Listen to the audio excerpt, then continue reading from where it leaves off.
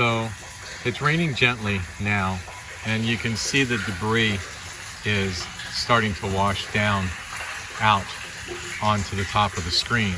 What makes this a really nice piece is that I can take this off. You can see we've had some contamination before we put this screen up here, because in order to service this screen, I've got to remove the screws. In order to remove this, go clean it and bring it back.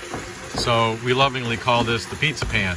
So with this little guy in place, now that debris that's sitting there, I can go clean this and put this back and not have to disassemble the screen that's laying in the top of this tank.